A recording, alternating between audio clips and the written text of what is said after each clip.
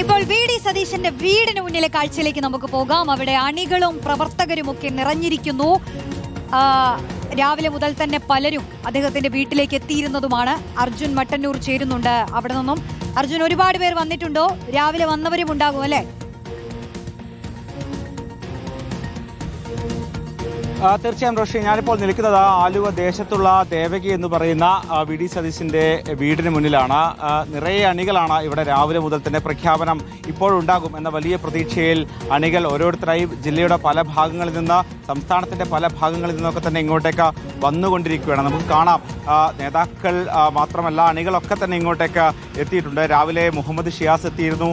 അതോടൊപ്പം തന്നെ കളമശ്ശേരിയിലെ നിയുക്ത MLA വി. അബ്ദുൽ ഗഫൂർ എത്തിയിരുന്നു. എൽദോസ് കുന്നപ്പള്ളി, അങ്ങനെ നിരവധി നേതാക്കൾ ഇങ്ങോട്ടേക്ക് എത്തുകയും വി.ഡി. സതീശനുമായി ആശയവിനിമയം നടത്തുകയും ചെയ്യുന്നുണ്ടായിരുന്നു.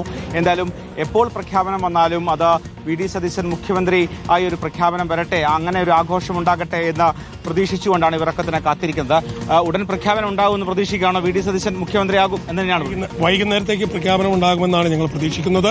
അത് ഞങ്ങളുടെ എല്ലാം ആഗ്രഹത്തിനനുസരിച്ച്, കേരള ജനതയുടെ ആഗ്രഹത്തിനനുസരിച്ചുള്ള ഒരു തീരുമാനമായിരിക്കും കോൺഗ്രസ് എടുക്കുക എന്ന കാര്യത്തിൽ യാതൊരു സംശയവുമില്ല. AICCക്ക് അങ്ങനെ ഒരു തീരുമാനമല്ലാതെ മറിച്ചൊരു തീരുമാനം എടുക്കാൻ കഴിയില്ല. അതാണ് ഞങ്ങളുടെ ശുഭപ്രതീക്ഷ എന്ന് പറയുന്നത്. ജനവികാരം വി.ഡി. സതീശനൊപ്പമാണ്. തീർച്ചയായിട്ടും. എന്തുകൊണ്ടെന്നാൽ പിണറായി വിജയൻ സർക്കാരിന്റെ സഹിച്ചാണ് ജനങ്ങൾ ജീവിച്ചിരുന്നത്. യാത്രയിലൂടെ പുതിയൊരു ദിശാബോധം ജനങ്ങൾക്ക് നൽകിക്കൊണ്ട് സതീശൻ നടത്തിയ വലിയൊരു ജാഥയായിരുന്നു അത്. ആ ജാഥയിൽ നിന്ന് വികാരം മനസ്സിലാക്കി എല്ലാവരും തന്നെ ഒന്നടങ്കം വോട്ട് ചെയ്ത് ഈ 102 സീറ്റ് നേടിയിട്ടുണ്ടെങ്കിൽ വി.ഡി. സതീശനാണ് അർഹൻ, ഏറ്റവും 100% അർഹൻ. അത് AICC മനസ്സിലാക്കും, അതിനുള്ള ഉത്തരം കിട്ടും. ഇന്ന് 5 മണിക്കുള്ളിൽ റിസൾട്ട് ഉണ്ടാവുന്ന പ്രതീക്ഷിച്ച് രാവിലെ മുതലുള്ള വെയിറ്റ് ചെയ്യണല്ലോ അവർ. തീരുമാനം ഇങ്ങനെ വൈകൊണ്ടിരിക്കുന്നത് സതീശൻ മുഖ്യമന്ത്രിയാവണമെന്നാണ് ഞങ്ങളുടെ എല്ലാവരും ആഗ്രഹം. എല്ലാവരും ഈ എറണാകുളം ജില്ലയിലുള്ളവരാണോ അതോ പുറത്തുനിന്നൊക്കെ വന്നിട്ടുണ്ട്? ഇവിടെ ആലുവ തന്നെ ഉള്ള ഇങ്ങനെ എന്തായാലും വി.ഡി. സതീശന് അനുകൂലമായൊരു തീരുമാനം വരും. AICCയുടെ നിർണായകമായ തീരുമാനത്തിന് വേണ്ടി ഞങ്ങൾ കാത്തിരിക്കുകയാണ്. 3 ഫാക്ടറാണല്ലോ. ഒന്ന് നിയമസഭാ കക്ഷിയിലെ ഭൂരിപക്ഷം, ഒന്ന് ജനവികാരം, 3 ഘടകകക്ഷികൾ. ഇതൊരു കൊയിലീഷൻ ഗവൺമെൻറ്റാണ്. അപ്പോൾ ഘടകകക്ഷികൾ, ജനവികാരം, നിയമസഭാ കക്ഷി ഭൂരിപക്ഷം.